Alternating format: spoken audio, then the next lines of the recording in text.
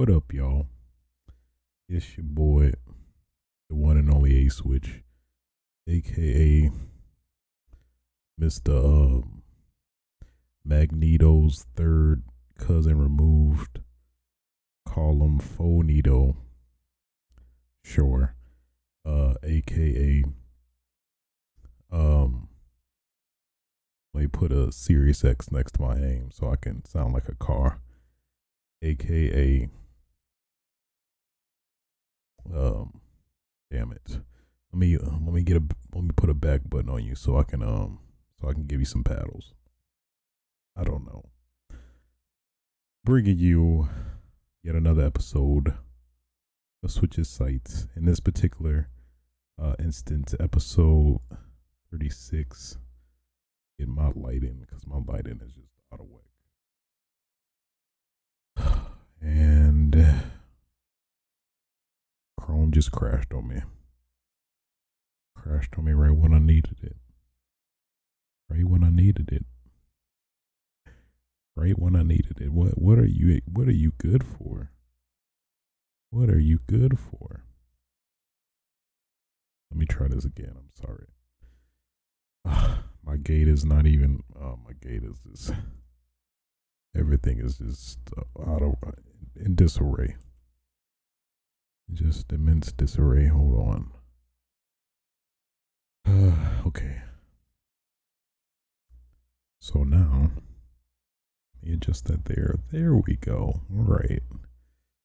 Had a bad had a trip recovery, but we recovered though. Today's date is December 20th, 2019. Apologies for not sticking to my somewhat regular time. Had to catch that Rise of Skywalker Star Wars movie, which I'll talk about towards the end of the podcast as promised. Not in spoilery detail, just dance around a lot of stuff, but just to give a general impression of the movie and all that good stuff there too. So this is probably the last episode. Well, no, I plan to do at least one more episode before the new year, at least.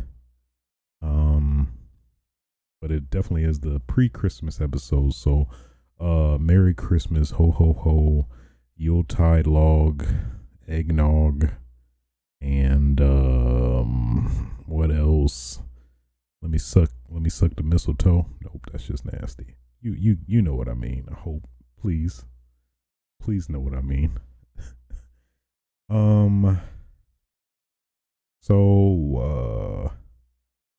Yeah, since last episode, I did go to the Game Awards. So that's probably the biggest, I guess, segment, at least we'll divulge or get into with this one. So at least to give you general impression of the Game Awards overall is pretty cool. And I got some horrible ass seats though after the fact, cause I got these seats and I thought like I was gonna be right at the perfect spot. I'm not sure, they might have switched it up on me in terms of the seating, cause I swore I had specifically selected some particular seats and then they switched up on me or something like that. And I feel a little slighted. I'm not even gonna lie to y'all, but that's besides the point. Well, actually, you know what? It is kind of on the point because that interfered with my experience live at the Game Awards. You know, paying money to actually go there and experience, the show and whatnot, supporting, games and the celebration of gaming, which is the main point of the show, which obviously I get, but. So basically, just to lay the land, so came there reasonably, well, I guess basically early, after work, and I went to, where in particular? I went to my seat assignment.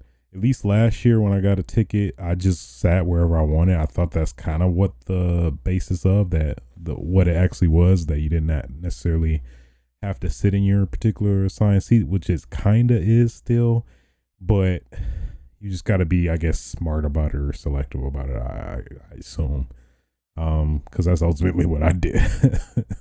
Because basically, This year I sat where at least it said I was supposed to sit, and then I did, and I'm like, man, this is actually horrible seating, because basically, at least to kind of give you an idea of how the stage was at the Game Awards, is basically orchestra seating. At least that's their terminology for it. I'm pretty sure that's a standard to some extent. So I went there, and there's like basically three segments. There's the middle segment, which is basically, facing directly to the stage, and then one on the left and one on the right. The one on the left has a big ass stage, kind of in between the seating, the left side, and then the main stage. So basically, it gets in the way of basically anything you're trying to view in terms of the actual main show, because that's basically, well, they kind of used it in two senses. They used it mainly for the pre-show, and then as well as the some segments in the main show. So but overall it's just like you can't see at all. So that kind of, in my opinion, especially somebody that paid tickets for the show, defeated the whole purpose. It's like, well, I'm just better off. I would have been better off just staying home in that case. But I made the executive decision to kind of change that, take it in my own hands. So I basically, did the old shuck and jive, and got up, and I was like, oh, let me go to the bathroom real quick. Didn't really go to the bathroom. I came back in, and then sat somewhere more preferable. did end up playing some musical chairs, actually, because I sat one spot, and then somebody else came. I guess they had actually assigned us the assigned seats I sat at. So then it was like three people that came behind me. I'm like, oh, okay, let me shuffle a little bit, just give y'all space, and I'll sit next to you or whatever. Y'all want to sit together, what a fine, whatever. And then they pulled kind of like an okie doke. Well, it's not really okie doke, because it probably was their seats. And then like I was like, well, oh, I guess there's just no seating for me then. So I just went up and sat in the other seats ahead. So after that, nobody else came, but I did kind of have that fear, like, oh god, hopefully it's like nobody's huge or something that, like, what freaking, like, what Kanye West comes in like, oh, I'm sorry, Kanye, I'm so sorry, man, I didn't mean it. A fight break out, and I get I wouldn't get my ass beat by Kanye. I'd beat Kanye's ass, okay? But I mean, if he had a bodyguard, which more than likely would be likely at that show, I'd probably still beat that bodyguard's ass, though. I ain't no bitch. I'm just letting you know that right now. Okay, I ain't gonna take shit from nobody. All right.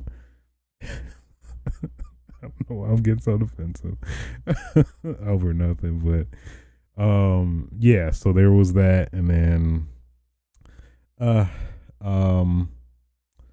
outside of that kind of tarnished my experience going to the show, and at least in person. But at least next time I'm gonna try to. I may have picked those seats in particular. I don't think I did, though. I really don't think I did. I think how at least I think it worked is that because I got an invite to select my seats and then pick the seats, but I think they trumped or did maybe some executive decisions, because, like, I mean, at least how I saw it was like pretty much all the famous people, or big people, like Hideo Kojima, freaking Elon Musk was there. I didn't catch him or see him visibly from where I was at, but that was actually pretty cool. Kojima was at one spot, like he was like 6-7 seats ahead of me technically, and I was like, wow, that's cool. Like, this is Hideo Kojima, the guy that made Metal Gear. Just, it was cool seeing a lot of those folks in person. But man, it was so cool. I saw the grandfather of the PS4, Mark Cerny.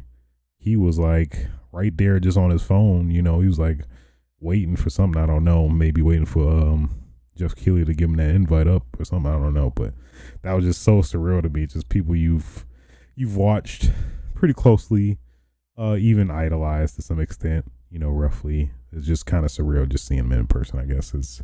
You're kind, it's kind of like, I guess to me, it's kind of like seeing famous people. It's like, I feel like it'd be the same, I guess, feelings of how I would see like a famous person in the flesh. So that was cool in general. But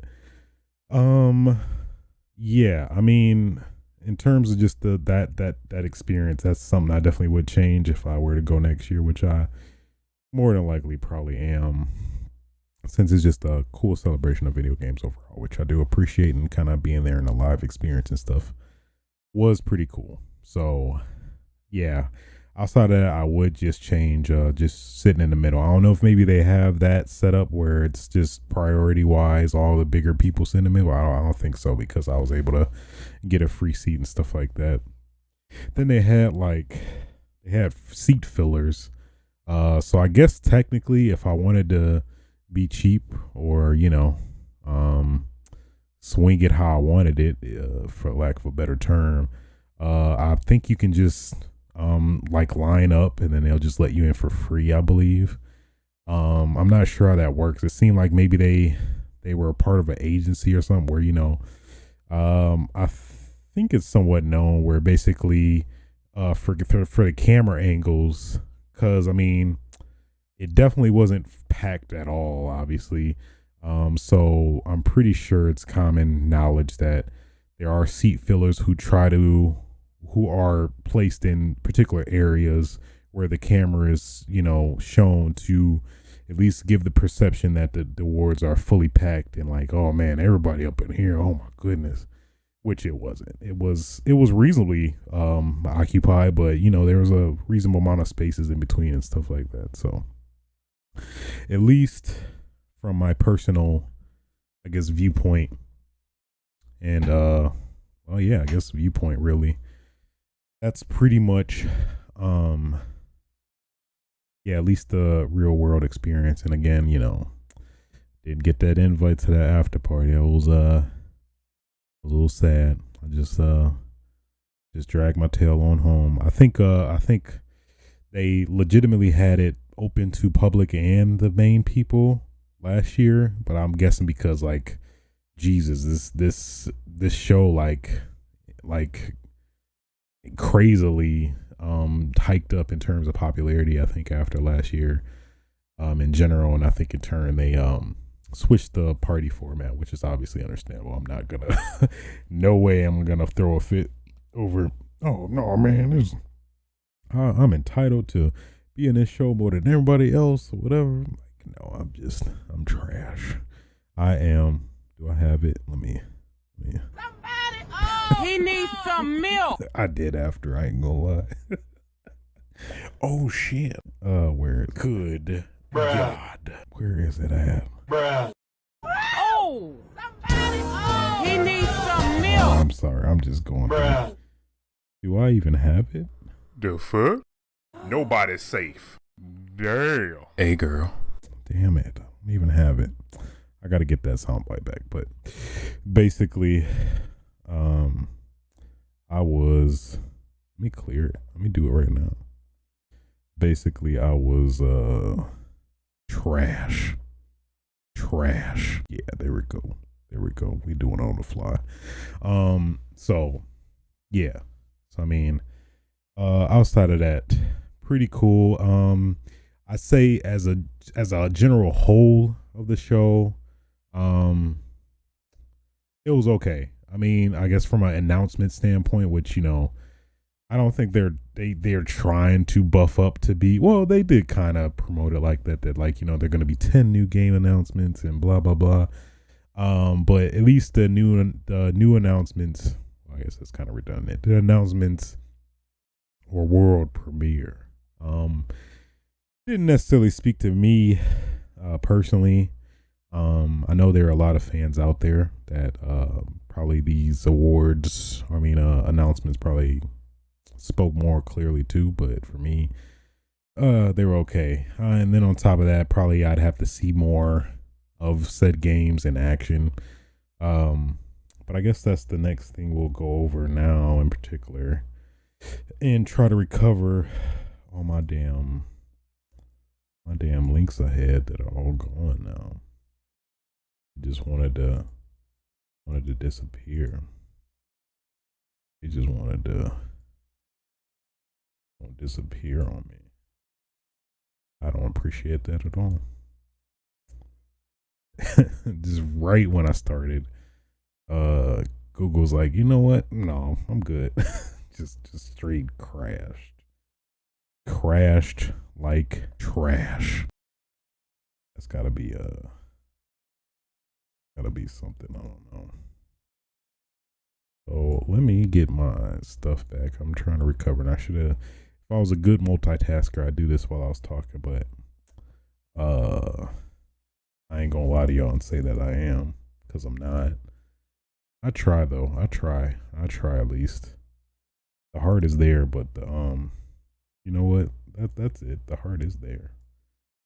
That's all that matters, really. You know. So yeah, so I guess the obvious big announcement that did come to play at the show was the release of the Xbox Series X, aka the Xbox X. People also calling it the Xbox, but you know, because I said it first, I'm just gonna put that out there. I mean, I called it on the podcast before, Xbox booty. I was joking, but they was like, you know what?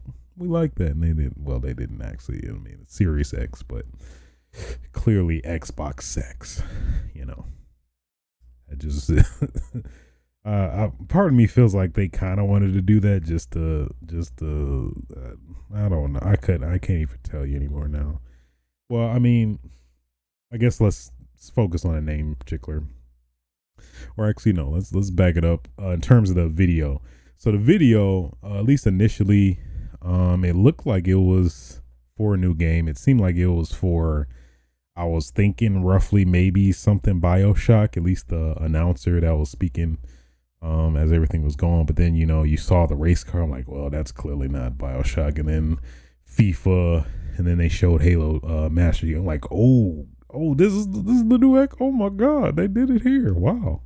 I don't think anybody saw that coming. So, and what was interesting, I heard, was that Phil Spencer, he came on the stage, and I guess he did a fake announcement of, I think, what did he say? He was talking about, I think he just did a fake spiel for an award or something like that, knowing that he was going to announce the Xbox, the next Xbox there at the show, which is that, I just think stuff like that is pretty cool. Just that, like, you know, not even like in rehearsals was it, like, you know, about to be revealed. Well, you know, now with our society and our social media nowadays, stuff can spread fast. So I don't blame him for you know, keeping the cards close to his chest, for lack of a better term. So, but yeah, in terms of the announcement, they showed the form factor. It looks pretty close to a PC tower, if anything, but it feels very distinct, which I think is definitely going to work in Xbox's favor, since we obviously don't know what the PS5 looks like yet. But I like it. I do like it. I like how it looks. It looks just very unique, which, you know, I think that's definitely, I guess, the thing that you don't really think about that actually does matter a lot in terms of how the console looks. Well, I guess, yeah, ultimately, because, you know, the Xbox One wasn't the most, the original Xbox One wasn't the most, I guess, pleasurable to look at, you know, unless you had an affliction to, you know, old VCRs, which that's pretty valid. Yeah, it did look like a VCR, but boy, I still love that thing. I ain't gonna lie. Bias be damned, but yeah, it looks very just clean. I don't know how to really describe it. It's very just distinct. I don't know. At least in terms of the form factor, they said you can put it vertical as well as horizontal too. So that was my biggest concern, because in terms of just the setup at home, I don't see it really fitting anywhere otherwise vertically, because it's just its form factor doesn't really cater itself to I guess that setup. I don't think a lot of places have a lot of vertical space without getting in the way of something. So my initial plan, is to mount it or have it horizontal, but we'll see. My concern is just that it's weird, because it's like it obviously is suggested to be vertical, at least going by the marketing, because the ventilation is up on the top. I believe they described that the ventilation, it exhausts everything up at the top. So I'm not necessarily sure how that would I guess they say it's horizontal, and I was sleuthing through the forums, getting research on it, and that apparently Phil Spencer himself, who he bragged, like we talked about a couple episodes ago, that he had it already hooked up at his home, so horizontally. So I mean, I made a joke. Made the joke in a thread, and I guess I didn't. It wasn't even intended that way, but now it makes sense. It's like, I was like, if Phil Spencer is going horizontal, then I'm going horizontal as well. Okay, I don't care, damn it, I don't care, Phil. So now that I think about it, how I have my stuff set up, it would cater towards my biggest concern making it horizontal was that the exhaust ventilation would be blocked, but considering how I have my Xbox already on the one side, I just set on the side, and then the exhaust, which is open on the left side, which is where it would be exposed, would be fine. So at least in terms of the length, it seems to be just about the same length as the Xbox One X. In terms of, I guess,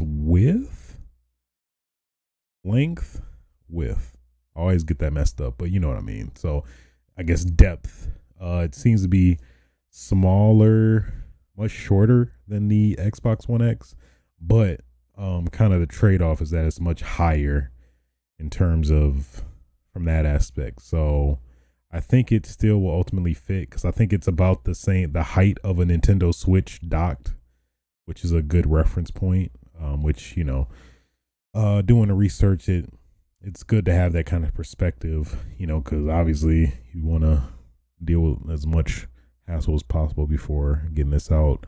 But yeah, I like it. The controller, they added a dedicated share button now, so now you don't have to hit the Xbox button and then hit X to share, record gameplay, whatever. So that's a pretty welcome addition. The D-pad is actually kind of similar to the Xbox One Elite controllers, so it's like a transforming D-pad, which I'm assuming you can possibly switch. It looks like it's kind of even a hybrid of the current disc pad, as well as the kind of the new transforming D-pads that came on the late Xbox 360 controllers or whatever.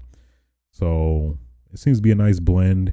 They didn't change too much outside of that, which is understandable, because it's that controller is damn near perfect, actually, from that standpoint anyway. So I don't know, I guess maybe people assume that it's drastically changed, or will drastically change, or be every generation has to be drastically different. But I'm all for the if it ain't broke, don't fix it complex, which I think applies pretty well to the Xbox One controller, so then they also showed the game, one game, Hellblade 2, Senua Saga. That trailer was kind of dope, I ain't gonna lie. Just the animations of her face, the one girl And then I got the vibe of like a old school MTV video.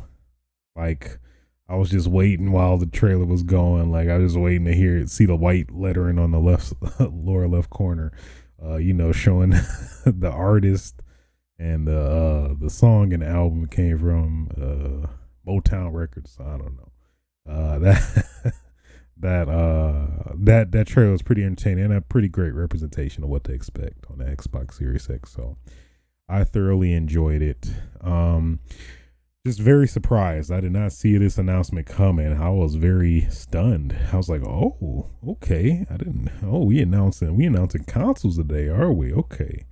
And man, the way Jeff hyped it up, I was like, what are we in for? What are we in for right now? I don't know, but I'm invested. And sure enough, it delivered. And I think very, very bold of Jeff. I'm assuming he ultimately had to say so, maybe not. In terms of starting off with this announcement, essentially. I mean, it was a little bit of pre-show, and then pretty much before the whole thing started, I think they just went off the gate with this, and I was like, wow.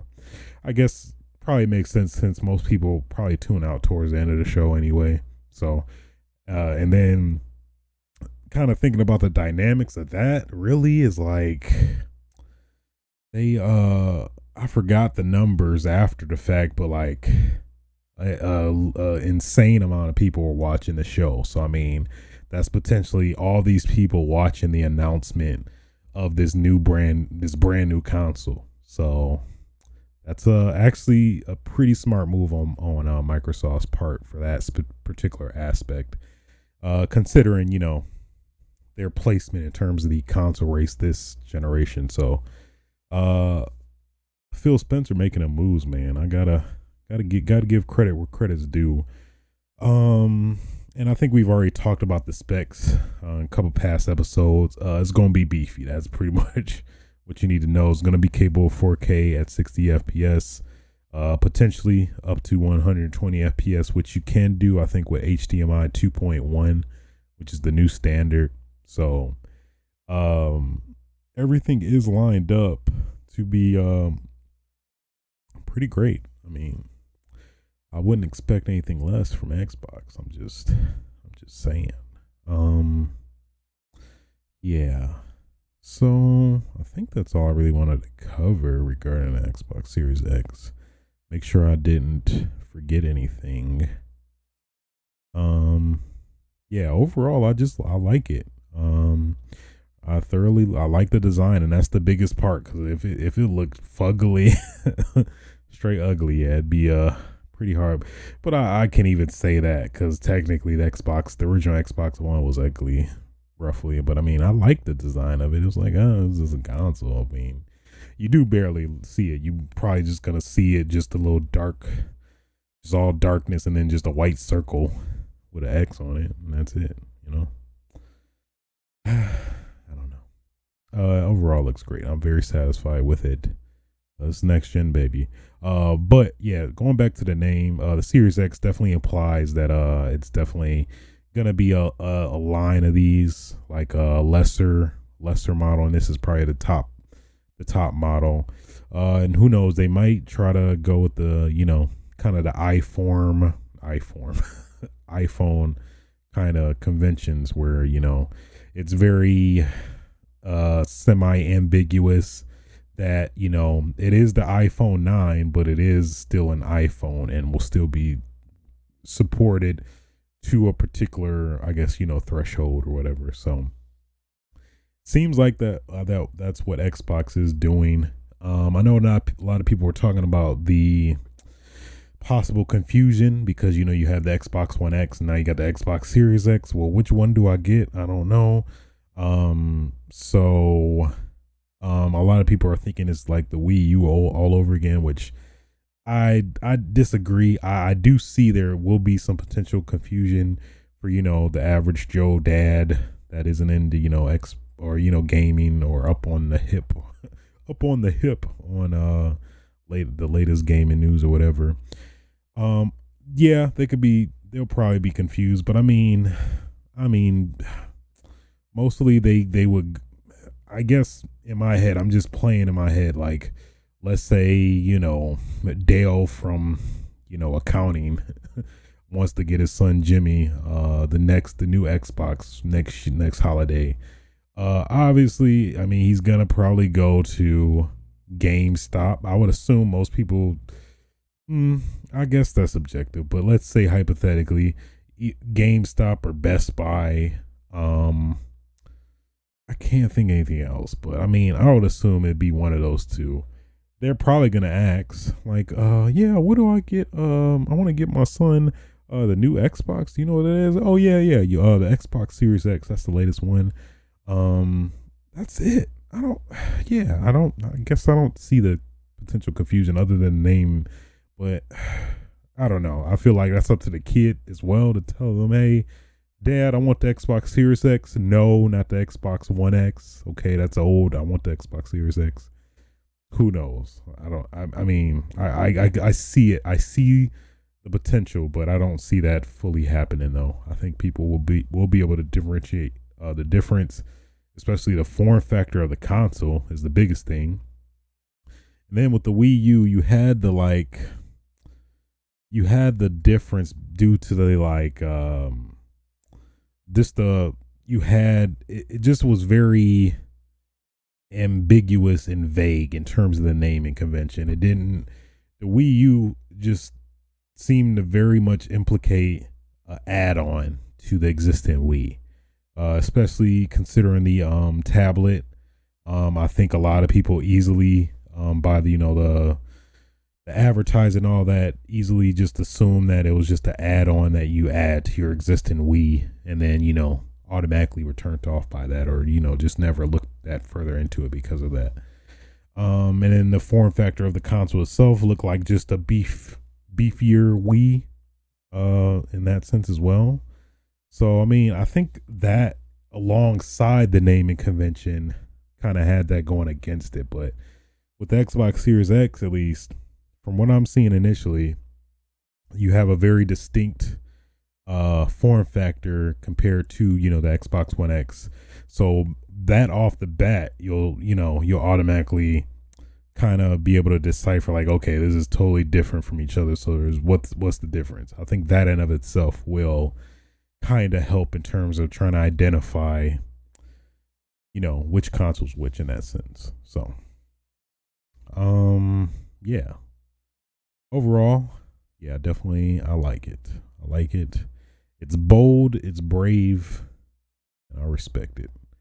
I'm looking forward to getting more information. We'll probably find out at E3. I don't see them doing any other event outside of that, since we pretty much just got the form factor, I guess. Yeah, that was the biggest thing. Yeah, I don't think we're gonna hear any more about it until E3 of next year. So but yeah, man. The reality is setting in. We're on the cusp, the wake of brand new consoles. It's crazy. 2013, when the previous ones came out. That's just surreal to me. I don't know why, but it is. So I'm not gonna try to cover all of the announcements at the Game Awards. I'm just gonna pick out the few that stood out to me, which is really only one. I guess there were a couple other ones, but probably the biggest one for me as well was No More Heroes 3.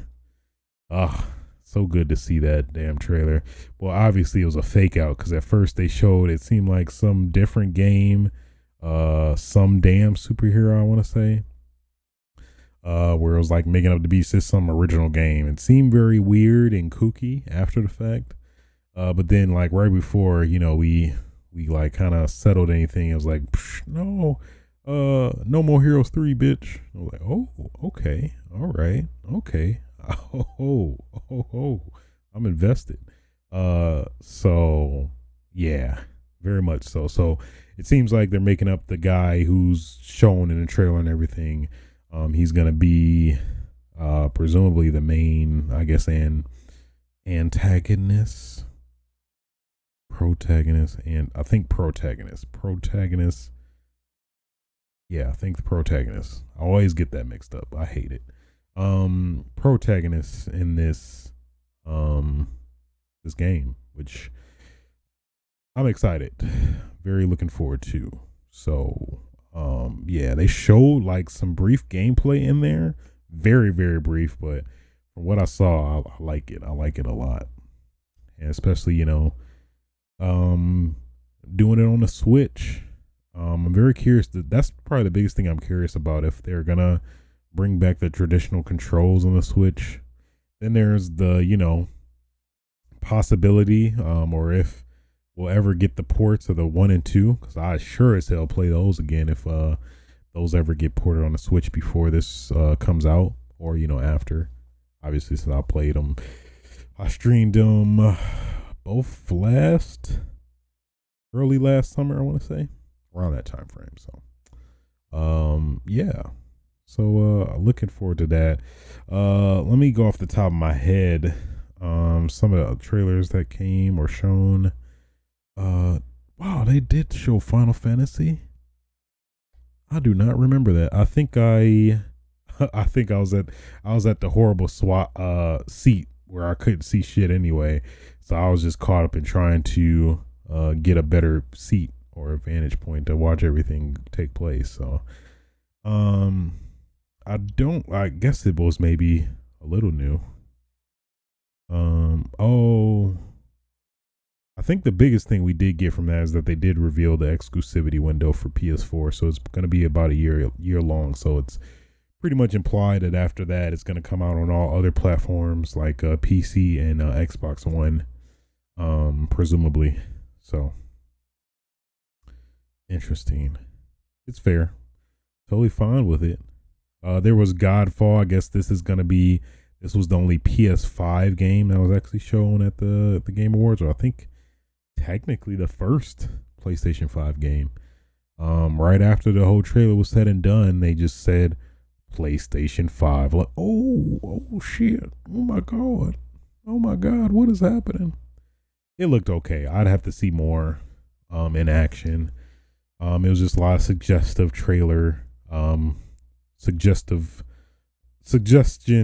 of what the gameplay is going to be like. I think they said it's going to be a looter slasher. That doesn't really sound that great on paper, but who knows? Maybe it might be a sleeper hit there. I guess a quick side note, with Gearbox, Randy Pitchford, the guy everybody loves. Man, he was coming at Phil Spencer. He was like, hey, man, he was talking some trash about I guess it was a Digital Foundry video regarding Xbox One X. And then Phil shared it and talked about great analysis with Digital Foundry about their vision and what they're gonna do. And then Randy was like, I'm totally paraphrasing, like, I don't know, man. Man, this ain't really that powerful or whatever. Just the direction, I'm not really down for it. So, yeah, it's okay though. I was like, wow, that's just douche. It's just a douche move, really. Just roll you up because you a douche. Roll you up, make me a douchey roll because you roll you up as a douchey roll. That's what I need to do. So yeah. So I mean, all that, even that animosity added, really, that's kind of made me less inclined to get this damn game if I ever were to even consider it, because I don't even know at this point. But look cool. Yeah, I'd have to see more of it in action. Gears Tactics, that seems cool. This one guy, he looks just like JD, but just with like rogue hair. Got a little gray strip going. Got that little taste of silverback action. I don't know, but it's fine. I do like me some strategy games. I don't play them as often as I used to, but I mean, it's Gears, and that got my foot in the door at least. So I mean, I'd give it a shot. It's gonna be on Game Pass too, I believe. I guess it's pretty apparent anyway, since It is a Xbox exclusive. I think it's coming. Oh, April 28th, actually. Okay. Thought it was coming sooner than that, but they showed Maneater was, I guess, this like arcadey Tony Hawk meets Jaws type game. I think it was like, it seemed very akin to the one Jaws game that came out way back. I think the PS2 Xbox, OG Xbox era, Jaws Unleashed. So it seems like an extension of that somehow, where you can like customize your shark, and it seemed kind of cool. I wouldn't initially probably play it, but at some point I'd probably at least try it out.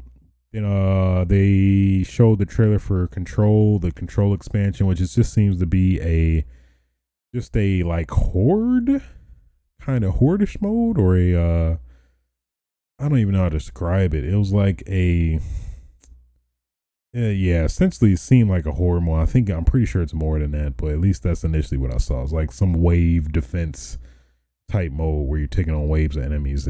That's what it felt like, at least going by the trailer, I think. So then there was this is pretty interesting in terms of, it was PUBG, PlayerUnknown's next game is called Prologue. So all you got was just like a trailer showing this pretty beautiful forest, but outside of that, I mean, there wasn't really much to, I guess, get from it. But then it just said Prologue, and I was like, okay, sure. So at least from what you got from the trailer, it was like first person,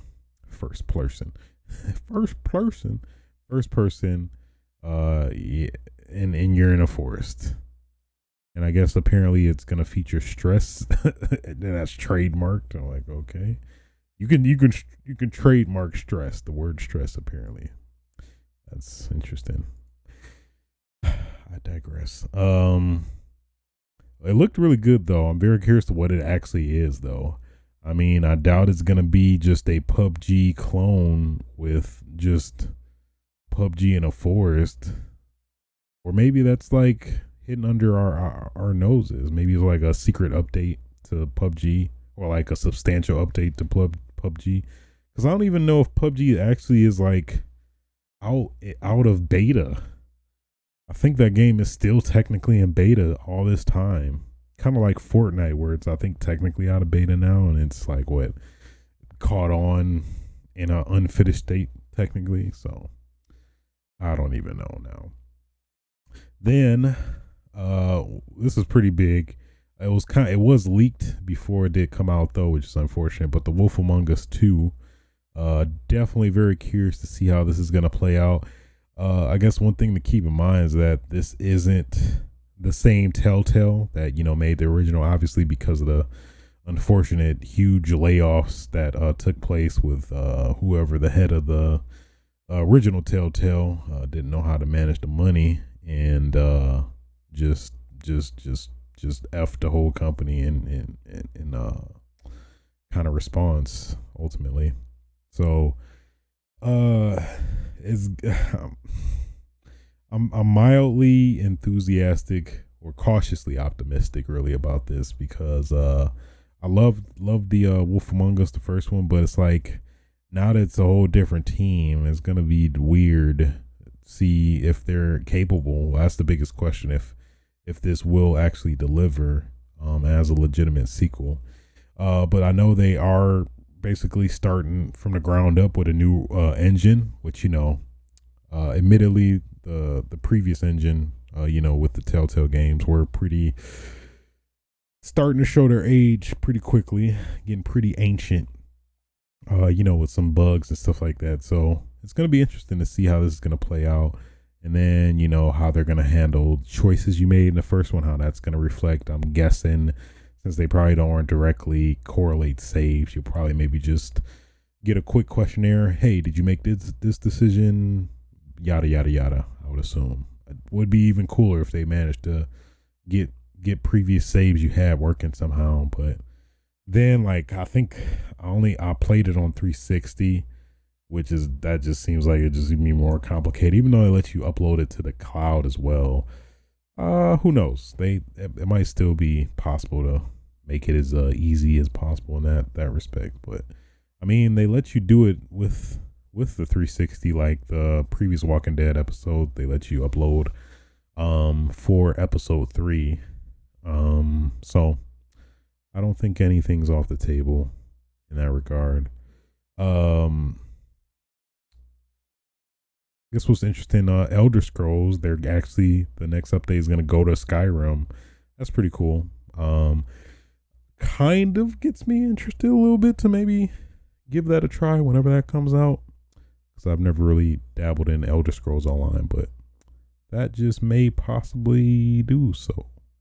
Then this is probably one of the coolest, maybe I could call it right now. Probably gonna be like a straight up hidden underrated gem. Naraka Blade Point. That trailer looked freaking sick. It looked like it's a multiplayer action melee action game, which I mean that already got me sold in, got me hooked already. But from what I saw in the gameplay, it looks pretty good. You can block and parry, all that good stuff. But yeah, that's interesting. At least some details I'm seeing now, that there are block and parry systems, but there's no actual block or parry buttons. So I'm very curious how that plays out. But multiplayer melee action game, that's all I need. That's all I need to jump in. So I'm definitely keeping that game on my radar, though. I liked what I saw from the trailer. It just seems like every game nowadays reminds me of Iron Phoenix. I could probably keep talking about that for the original Xbox, which just the concept was so damn cool. Like, you had all these characters and you can get various random weapons, and each weapon would change your moveset based on the weapon you got. And you can run on walls. Like, it just felt like Crouching Tiger, Hidden Dragon, but like playable, which I thought was pretty cool. So I think I'm like vicariously living that dream of that game through these games, in a sense. I don't know, would be cool. But who knows, maybe that game, I think I actually saw hints of that too, like in terms of traversal, like you're able to run on walls and do a lot of stuff. That makes me curious if maybe the people who did used to work on Iron Phoenix maybe somehow got involved with this game to some extent. I'm not sure if that was made by Xbox Game Studios though, or something, because I'm pretty sure it was exclusive to the Xbox console. So I don't know. 9 to 5, this was pretty cool. It's like it started off like a satire of like, oh, we're some bunnies and we're gonna shoot people, but then it was like, I never played that game in a million years. It seemed like it was a shot to Fortnite, I guess, considering they're very colorful, like, I guess like palette in terms of just the general game itself. And the various characters, I'm pretty sure there's a bunny in there everywhere. But it's apparently going to be a tactical shooter, 3v3, 3-round vote format with shift and objectives. So there is an alpha, which reminds me, I do need to look into that. That got my interest. Tactical shooter. I do like me my tactical shooters. Oh yeah, Apex Legends has an event. Boy, that was an awkward moment at the show. It was like, all right. So for those that don't know, Jeff Keighley, it was a segment in the show where he basically, pretty apparent, obviously, was talking with the character Mirage, who's very, I guess, brash and arrogant and cocky. And it was just awkward. Hey Mirage, what do you got to say? Well, Jeff, I want you to we got a holiday bash, so everybody should download Apex Legends today. Just do it right now. We got like a mode with Nutcracker. We got the dude with the injections leg. He looked like a reindeer now. It's gonna be great. Just get it. Download it right now. I'm like, okay. All right, thanks Mirage, appreciate it. It's just he definitely he had the timing down. He made it look somewhat natural, but it just ox sauce, just ox sauce. It was just ox sauce all over the damn audience. Cause boy, I just felt the awkwardness. I think everybody just collectively in the audience just felt this wave of awkwardness during the show. But I mean, hey, gotta do what you gotta do. I respect it, Jeff. I mean, there was some reason you did that, so I mean, I can't knock you for it. Then there was Sons of the Forest. It was just this lady humping a rock. So I mean, hey, I mean, you got ladies humping rocks. That's all I need. So you know what? I'm invested. I was like, I saw the lady. She was walking. I was like, is she gonna hump the rock though? And then she did. I was like, oh, okay, all right. That's all I needed. I'm good. All right, game of the year, pre-ordering right now. Right after that, pre-orders start now. I'm like, all right, okay. So apparently this is from a previous game, Sons of the Forest. I guess it's a sequel to, I think, a game. I'm assuming on Steam or something like that, but I never heard of it. But yeah, sequel to. It's apparently a survival game, The Forest, and then this is Sons of the Forest. So apparently it's a sequel to that. But I mean, got my attention with the lady humping a rock. So I mean, that's all I need. Just let's do better in 2020. Let's get more ladies humping rocks. That's what we need. That's what we've been missing. We need more of it right now. That's all. I'm just gonna leave it at that. One of the people who made this trailer, like, you know what is missing? I mean, it seems like everything is solid, but you know what? I mean, we need to have her just hump a rock. That's what we just need. It's not working otherwise. Like, everybody in the meeting, like, yeah, he's got a point. He's got a point, Jim. Yeah. I hate it. I hate this already. So those are pretty much all the announcements that stood out to me. Obviously, there were a lot of other ones, but none of those really caught my attention. Those are at least the ones that stood out to me in some way, shape, or form. So let's kind of hop over some of the winners of the Game Awards. I think I'm just gonna touch on a few. Yeah, because wow, there are actually a lot. I can maybe run through some of them. Best VR AR game, Beat Saber. I think that was pretty safe bet. I think I guessed that. Best strategy game, Fire Emblem Three Houses. I haven't played that yet, but definitely on my list. I would have picked that. I think I did pick it out of spite. Maybe not spite, but you know. Like, if I were to play a game, this probably would be the one I play anyway. Best sports racing game. I think I voted for Crash, but I thought FIFA might have took it or something. And wow, I am very surprised. I think a lot of the people voting just aren't fans of sports games in general, really. So I'm all for it. Crash Team Racing. Best score music. Death Stranding. Yeah, I mean, it was just like one particular soundtrack or artist, but sure. I don't know, it felt a little weird. I mean, you know, my pick was Devil May Cry 5. I mean, pull my devil trigger, like that was great. That was great. I'd give it even Cadence of Hyrule, since obviously that whole game is based around music and rhythm. So but Death Stranding, sure, why not? Role-playing game, Disco Elysium. I know I was definitely rooting for Iceborne, which is unfortunate, but I think Disco Elysium, I know everybody rants and raves about that. So I've yet to play it, but definitely gonna put on my list. Performance, Mads Mikkelsen for Death Stranding. I think, I voted for him before this. That's who I predicted would probably win as well. So good on Mads. That performance was pretty great, that I recall. Ongoing game, Fortnite. I definitely wish Apex got it, but Admittedly, it doesn't update as often as Fortnite. So I mean, and then I mean, even Rainbow Six, Tom Clancy's Rainbow Six Siege. I think even that had a huge just continuation of content and kind of support, which I think of all these, I probably would have picked that. Maybe even Destiny 2, but I can't even vouch for Destiny 2 because I haven't even played that. Best narrative, Disco Elysium. I think I voted for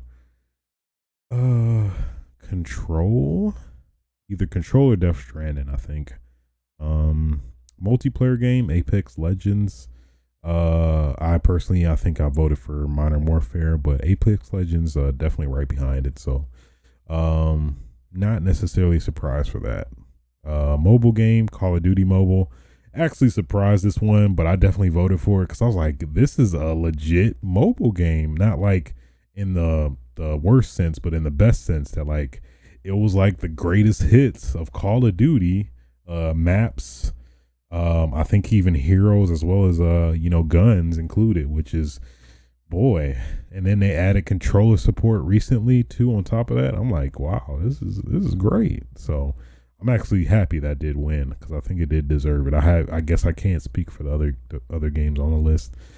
But best indie independent game, aka indie game, Disco Elysium. Sure.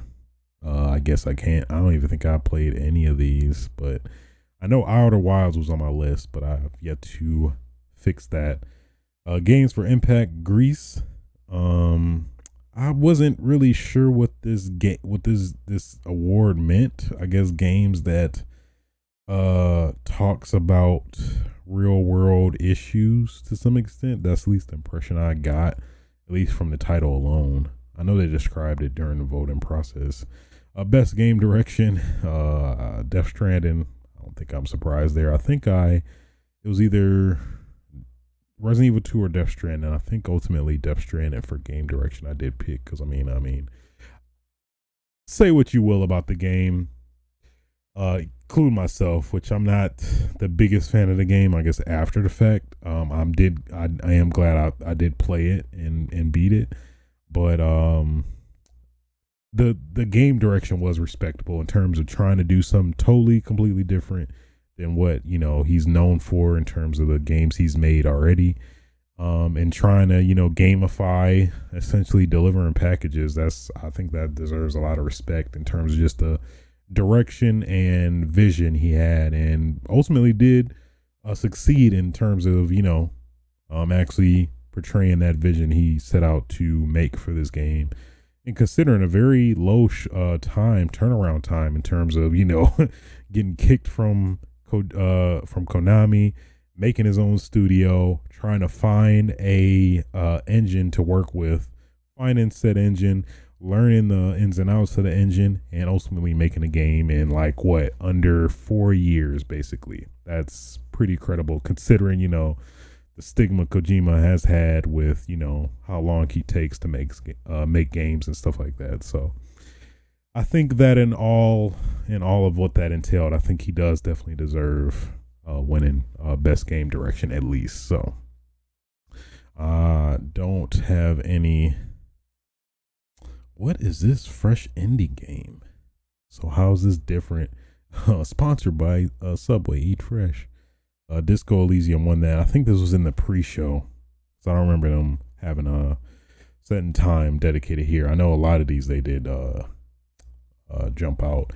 Best fighting game, Super Smash Bros. Ultimate, deserved. I maybe would have said Mortal Kombat 11, but I don't know, just from a lot of because it had a great story and all that, but yeah, definitely Smash Bros. Ultimate, I think, and then because it didn't get a chance to be in the running or nominated because it missed the cutoff last year. But yeah, just the immense support, just the Sakurai killing himself to get all these characters out in DLC. Definitely, I think it definitely deserves it. Somebody, whoever put Jump Force in here need to get smacked though. I mean, who liked that game? I'm just saying. Let me get off it. Best family game, aka best Nintendo game, because literally every game on here is a Nintendo published game and exclusive, actually Nintendo exclusive. Luigi's Mansion 3. I think I voted for Mario Maker 2. But I've yet to play Luigi's Mansion 3, so I guess I can't even say that. I'm skipping all this esports stuff because I don't even know any of these people. I mean, I love esports. I mean, in terms of spectating, but just knowing the people and stuff. Okay. Community support. That's a pretty good one. Destiny 2. So they did win that, which I respect. I mean, especially getting out the cusp. I don't know how I was saying cusp, out of the grasp of Activision to actually keep the IP. That's pretty great. And then on top of that, basically essentially going free to play. That's pretty respectable, overall. So big creds to Destiny for that. Audio design, Call of Duty Modern Warfare. That's what I voted for. I think I've had Resident Evil 2 right behind that because Jesus, freaking Mr. X, man. Oh, especially, man, if you play this game in Dolby Atmos, it is great. So, like, you're on like the first floor, you hear Mr. X stomping above on the second floor. It is crazy. It is crazy accurate, and it just adds even more to the experience. And I don't even want to think about Resident Evil 3. But yeah, no, I think Call of Duty definitely deserves it. Just every gun feels good. The gunplay in general feels great. So yeah, Call of Duty definitely deserves that. Art direction, Control. Yeah, I think I want to say I voted Death Stranding, maybe Control. I might have maybe voted Control, but yeah, I definitely liked the environment and feel and vibe of Control. Overall, yeah, I totally agree with that. Action adventure game, Sekiro, Shadows Die Twice. I thought, well, no, I guess Devil May Cry was in a different one, but definitely voted for Resident Evil 2 here.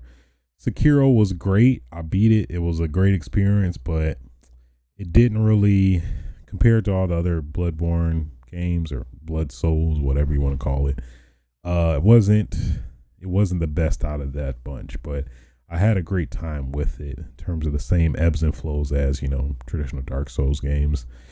Action game, Devil May Cry 5 won that, which is well deserved because that game is great, excellent in all shapes, facets, and sizes. That game is great. It is great. It is great. I think it's technically, well, I'm not going to spoil it. I plan to do, game of the year discussion, I think, our next episode, since it's probably gonna be a pretty slow news week in general. And game of the year, Sekiro Shadows Die Twice. This surprised I think the hell out of everybody, because I know it's not at my top. It's up there though, not at my top, but it's definitely in my top 10 of the year. Definitely I was rooting for Resident Evil 2. It's unfortunate they didn't win it. I guess maybe, I'm pretty sure the argument a lot of people had was that, it's a remake of a game that already exists. So, maybe that probably has something against it or going against it.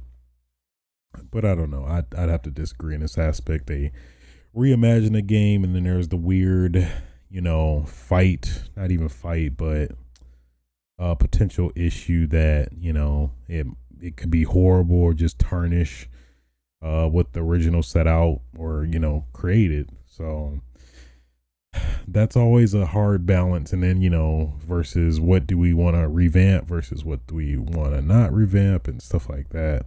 I personally think out of this bunch, Resident Evil 2 should have won, but totally understand.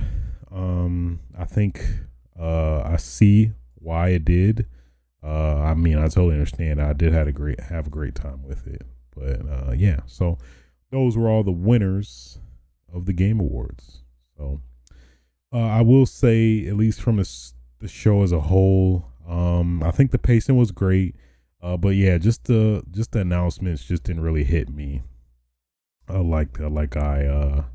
like last year at least, like a lot of big shockers. I mean, obviously the Series X was great, but I don't know. Maybe if they ended with the Series X, it maybe would have had more impact. I don't know. Hard to say, but just the pacing of the show was great. In terms of general, awards and all that was great. But yeah, just the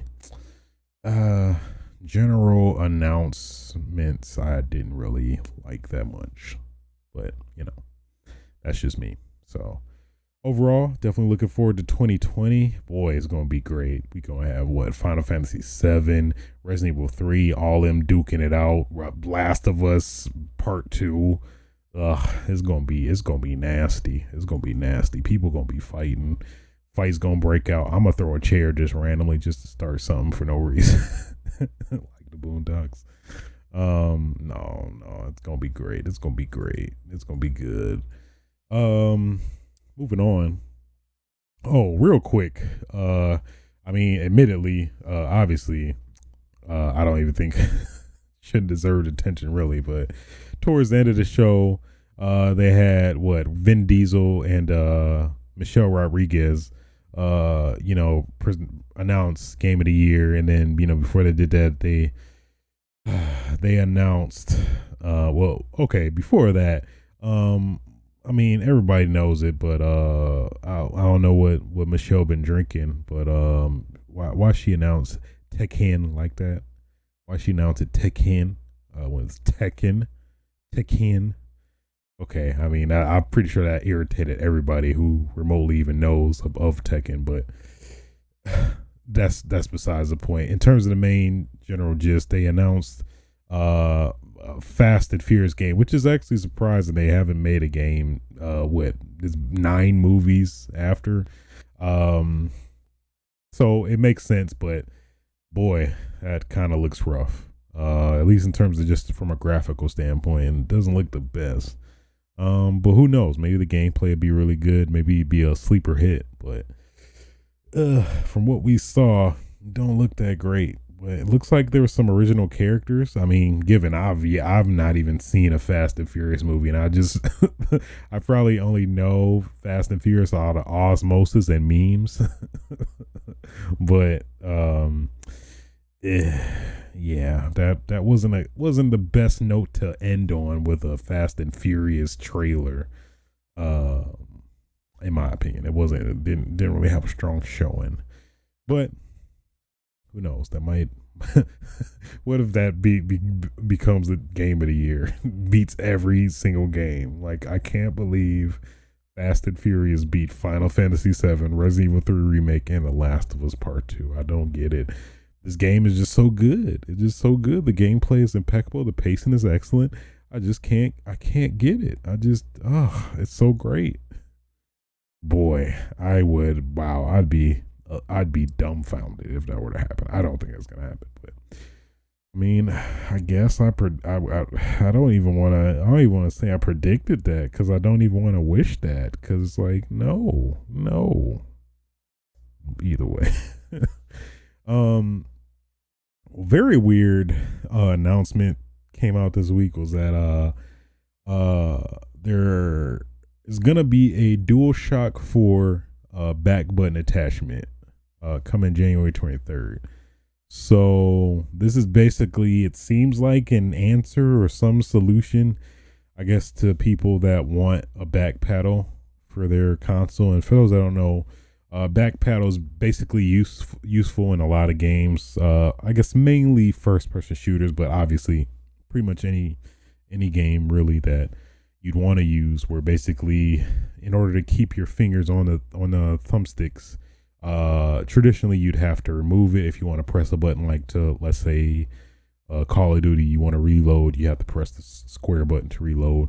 But if you want to keep your fingers on the thumbstick and still remain attentive without being hypothetically distracted, and 1 millisecond that you do that could get killed, basically you just simply press one of the back buttons, and then it would do said reloading without you having to lose your placement on an analog stick and be kind of technically vulnerable to respond. So it's cool. it's cool. I'm just very curious to see how it's gonna play out. I mean, a OLED screen and all this stuff, and just the battery life, how it could drain the already short battery life on a DualShock to begin with. It's kind of just I don't know, but it's pretty apparent that this definitely points at some forward compatibility with the PlayStation 5, or at least somewhat insinuates that the PlayStation 5 is going to have this, maybe by default have some default back button, which would be pretty cool to have it by default if so. But yeah, I don't know, I'd have to really see it in action and see the, I guess, viability of it. But I mean, obviously, for sure, everybody definitely could use back paddles. I mean, I have the Elite Series 2 and this Elite before that, and I definitely can vouch that having paddles is freaking great, fantastic on all fronts, because God, it is great. Just so convenient and so easy once you get the muscle memory down. Keeps you in the game, keeps you performing. More importantly, being a performer. So yeah, basically it's weird in terms of the OLED screen is on the back, and then I guess presumably you flip it on its back, and then you can program your buttons that way, which you can map to pretty much technically all the buttons on the controller. So if you want to probably wouldn't use the triggers, I'd assume, because you already have access to that without losing your thumbs on the analog sticks. But pretty much any other button you can assign to that. So pretty cool. I'm interested to see how it's gonna play out, how it is in motion. But we'll see. I'll at least try it. I'm definitely gonna try it, because I do love me some back buttons. I can't lie to you. Yeah. So next topic I want to talk about is well, I guess it's kind of somewhat debugged now, but I think there's still some merit to it. So basically, this is, I guess, kind of on the wake of the Game Awards announcements, but basically it was this achievement, or this little small update that came out for PlayStation. I think PlayStation initially, and then rolled out to Xbox, I think much later for the PC. Was basically a minimal update for Resident Evil 2, which is basically a letter for Jill, to Jill, from a letter for Jill to Kendo, or is it letter? I think it's a letter. Yeah, a letter from Jill to Kendo. So that suggests that they must meet or interact before the events, or yeah, pretty much before the events, have to be before the events of Resident Evil 2, considering the timeline and how Resident Evil 2 and 3 intersect, basically. So so that led people to think that there's going to be a huge major DLC before Resident Evil 3 comes out, that like basically explains the events of Jill and Kendo before the events of Resident Evil 2 or something like that. And then it was a weird additional DLC pack that showed, so basically from the trophy list it shows like additional DLC, and then one was another survivor, or the lone survivor, but basically it's a new DLC, that at least that's the name it was for, and then that new achievement was added under that. So it's very just interesting as to why they would add that and then not add anything else or hint at anything else. And then even on top of that, around the same time frame, they re-released the Resident Evil 2 demo, but now it basically is without the time limit. So it's basically the same demo, but without the time limit. So you're not, after 30 minutes up, you couldn't play the demo anymore until you got the full game, basically. But with this demo, it did add a very very thought-provoking aspect to it, which was the if you go basically at the start of the demo, if you go back outside and to the right of basically the courtyard in front of the RPD, you'll hear pretty distinctly Nemesis is cry, basically stars.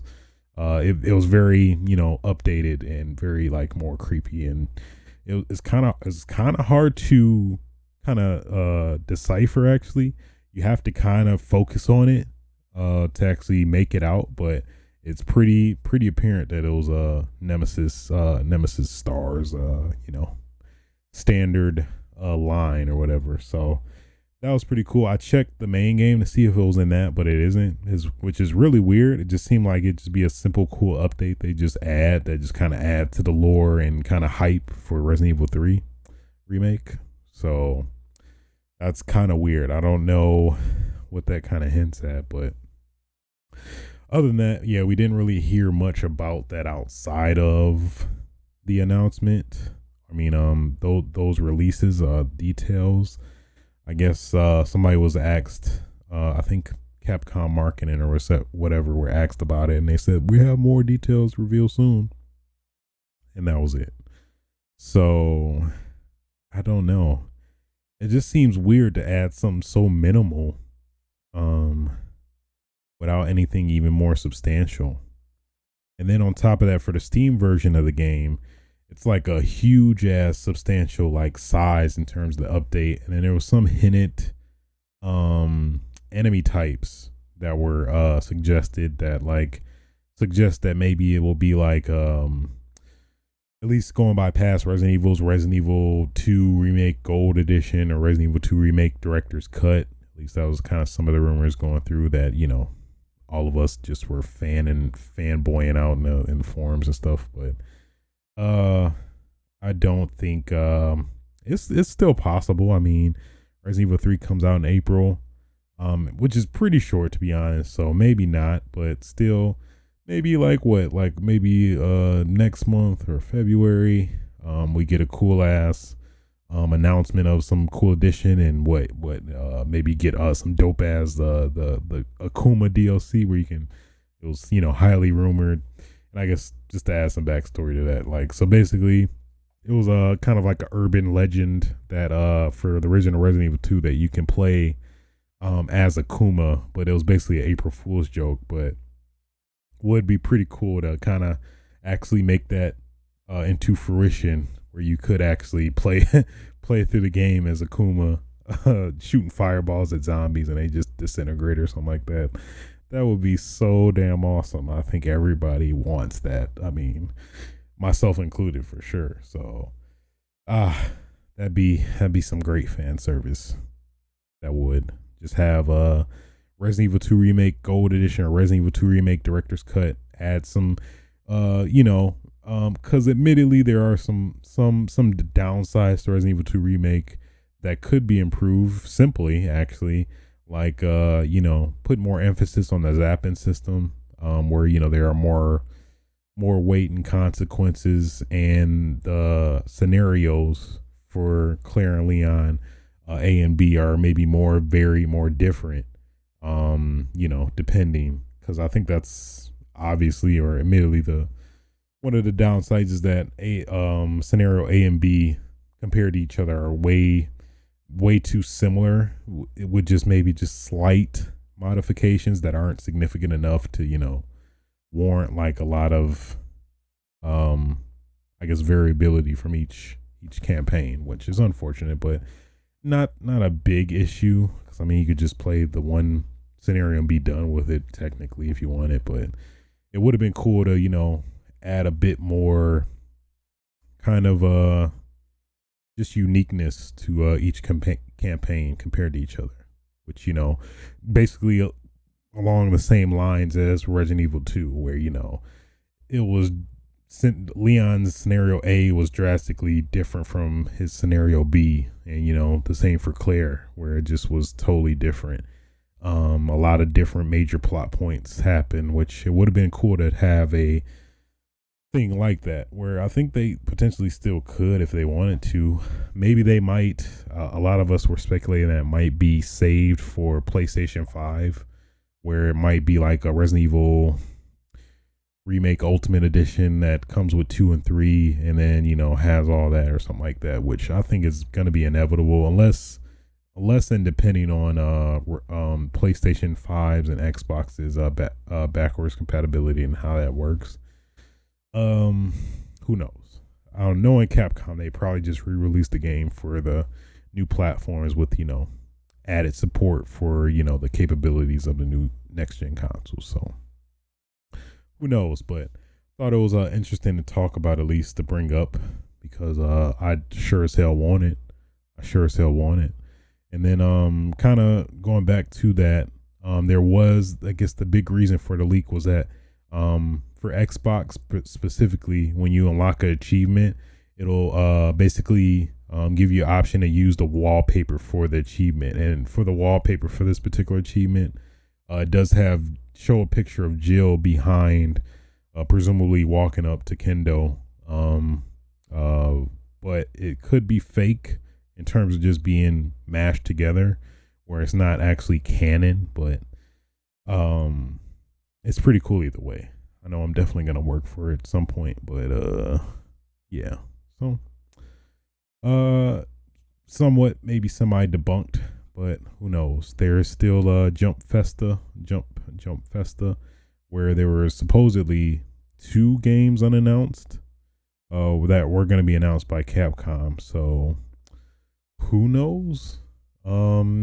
It would be the perfect place, because it wouldn't necessarily be a whole new game, but it would be like a minor update or a significant update, which I guess still would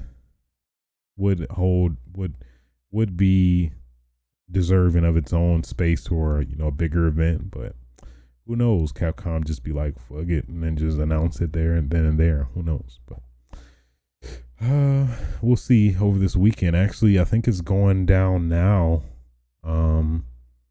or maybe a little bit later tonight, technically, since it's going down in Japan or whatever. So, and yeah, that's pretty much what all I wanted to talk about news wise.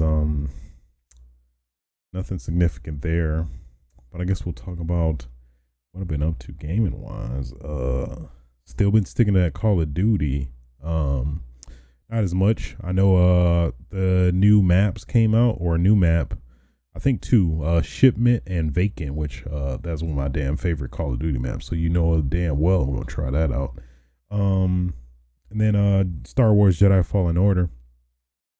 So in the wake of Rise of the Skywalker, definitely was trying to build the hype or stay within the hype, and actually start playing Fallen Order. I started it up like maybe 2-3 weeks ago, but never got back around to playing it, which I did fix now. So I think about 6-7 hours in, thoroughly enjoying it so far. Not sure how I feel about the difficulty. It's like I don't really feel like dealing with it, and now that I can modify the difficulty within this game, I ultimately just put it in the hardest difficulty, because the easiest difficulty, because I just really wanted to get it for the story. And then whenever maybe I want to go through it again, or who knows, then I'd probably maybe play on the hardest mode. But I just wanted to get the story, and even on the easiest mode, it still feels pretty challenging in of itself anyway, which I'm fine with. So I think that's what I'm gonna just ride it out with ultimately, because there are some technical issues that are a bit annoying. Like, it seems like for some weird reason, I'm not sure if it's by choice or just technical limitations, but like, if you die, it's like you looking at like a minute and a half loading screen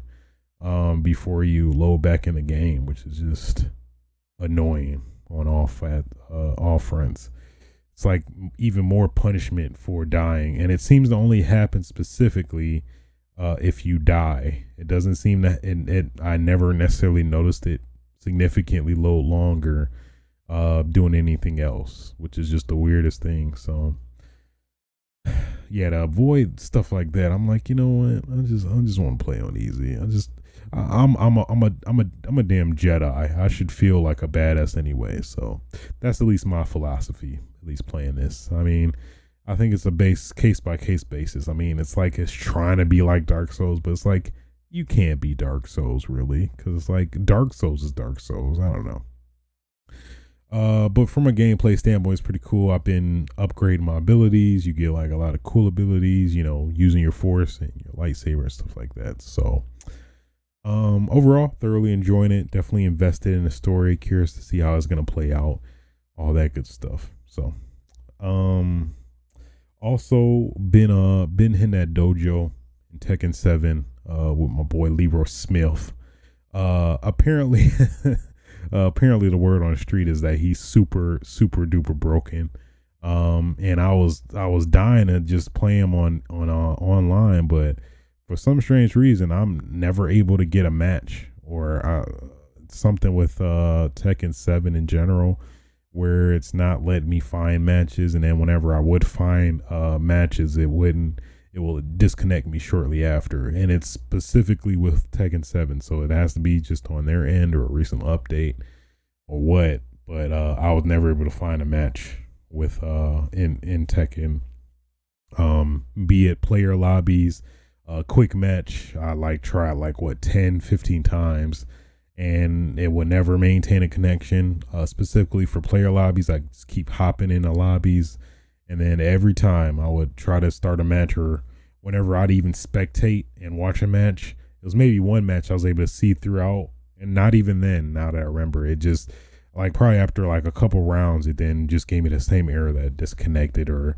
the connection is, I forgot what they said specifically, but basically that a communication error occurred, disconnecting or whatever, something like that. So a little annoying. I'm not sure if it's maybe because of the influx of people playing online now because of Leroy and Ganryu, but nonetheless, pretty annoying overall. So I may try again this weekend, try to whoop some ass with Leroy Smith. Outside of that, I've just been playing a treasure battle just to get his locked items in my repertoire to make him look slick.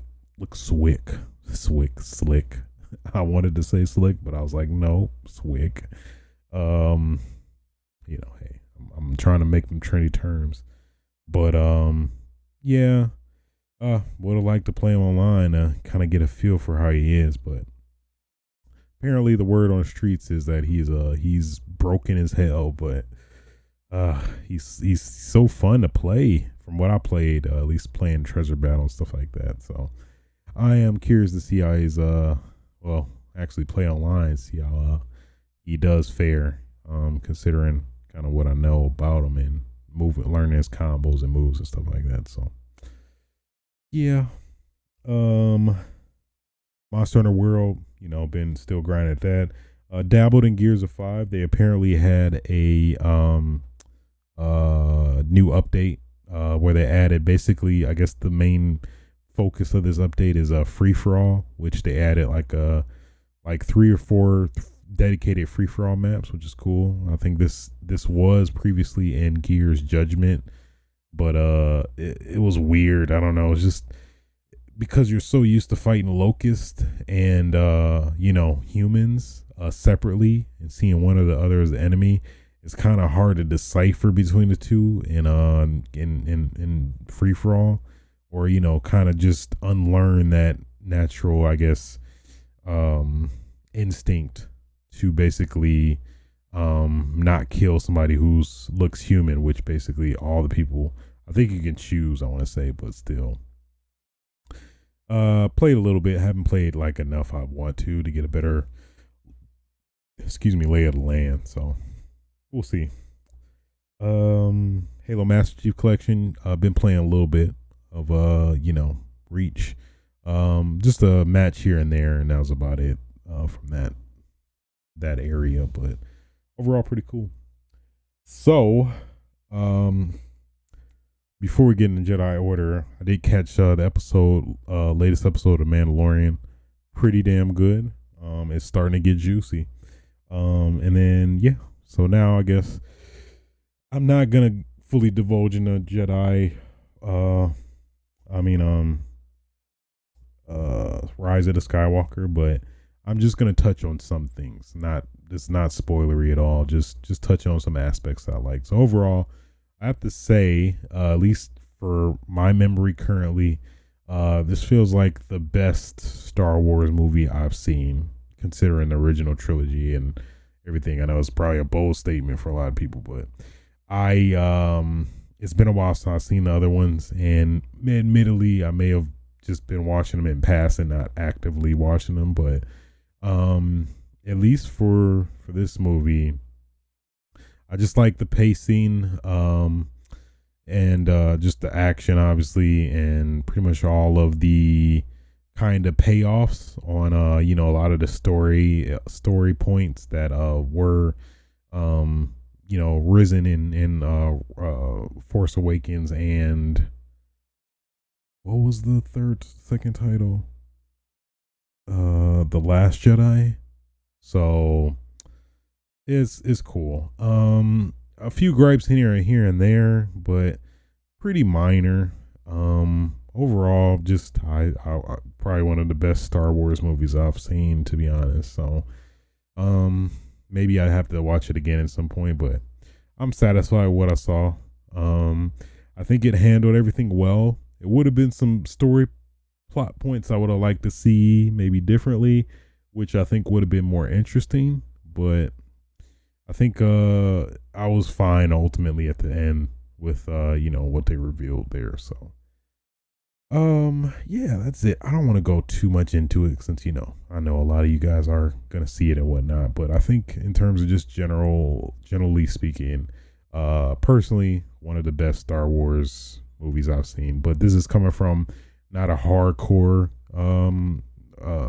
because I don't consider myself a hardcore Star Wars fan. I do enjoy a lot of the Star Wars related stuff, but I haven't seen like the TV shows, comics, and stuff like that. So it's probably a lot of factors that maybe the harder fans would want to decipher and divulge more than I would. But at least from what I've seen, roughly at the surface, knowing a lot of the major plot points from the previous movies, and the original trilogy and all that, I had a great time with it. Just everything was pretty good.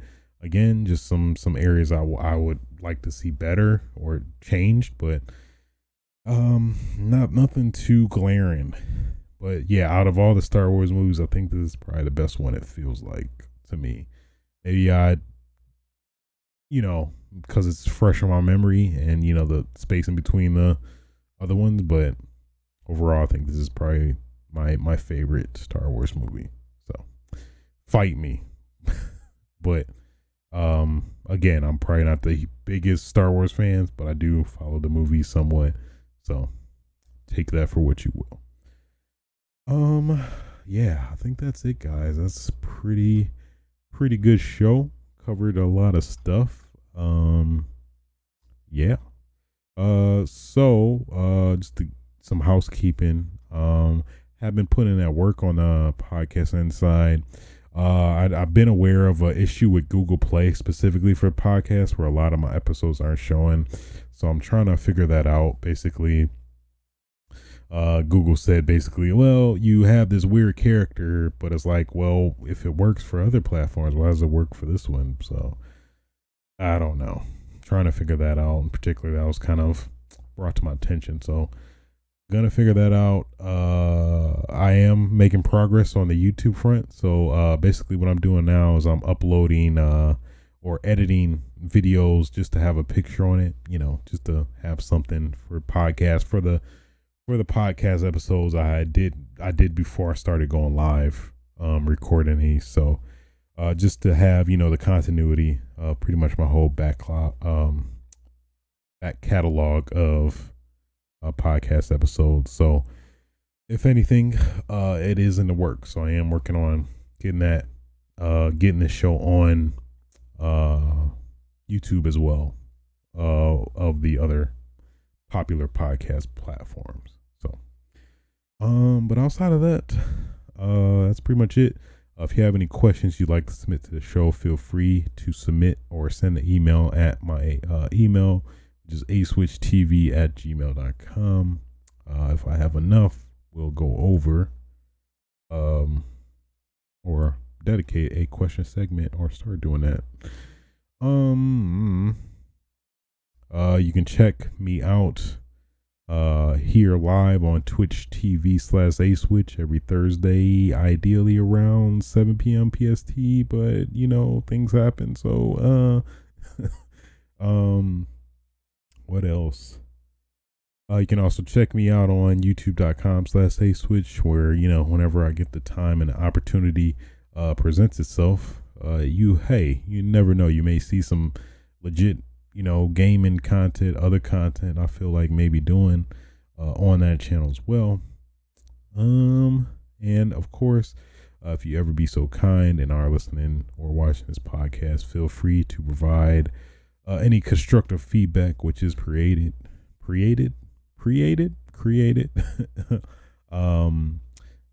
by liking and rating on your particular popular podcast can I speak today, platforms. And yeah, I think that's it. Until next time, guys, happy holidays, ho ho ho. Get that mistletoe, strike her by the toe, eeny meeny miny mo, as the famous Krampus once said. I don't think he said that, but you know what, in this continuity, he did. Okay, make it so. I have spoken. Until next time, guys. Ho, ho, ho. Oh, yeah.